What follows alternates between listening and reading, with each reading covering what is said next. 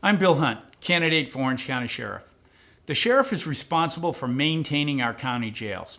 Yet our appointed sheriff, Sandra Hutchins, has erroneously released more than 400 criminals back into our community before they completed their sentence. Despite having 2,000 open jail beds, the interim sheriff continues the unsafe practice of citing and releasing all misdemeanor arrestees. This practice was instituted by court order to relieve a jail overcrowding problem that no longer exists. Daily, nonviolent felons are released with nothing more than a promise to appear in court.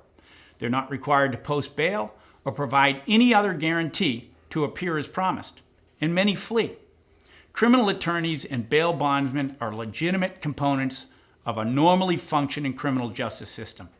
They are the private alternatives to excessive government bureaucracies that have greatly exceeded their mandate. Both institutions contribute to the economy, create jobs, and save taxpayers millions of dollars annually. But we're subsidizing criminal activity in this county, and you're footing the bill with your tax dollars.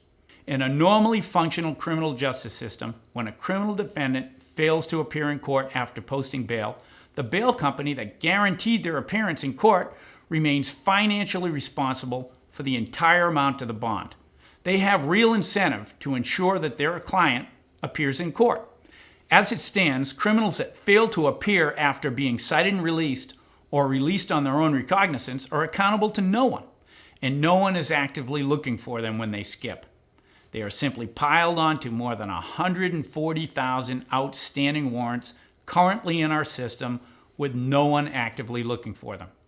To make matters worse, our unelected sheriff wants to lease our open jail beds created by her failed cite and release policy to the federal government to house criminal illegal aliens, essentially turning our jails, paid for with your tax dollars, into a federal detention center for pennies on the dollar.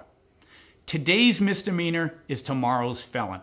How can anyone argue the interim sheriff's plan is in the best interest of public safety in this county? It's time we stop bailing out the federal government for their failures on illegal immigration enforcement.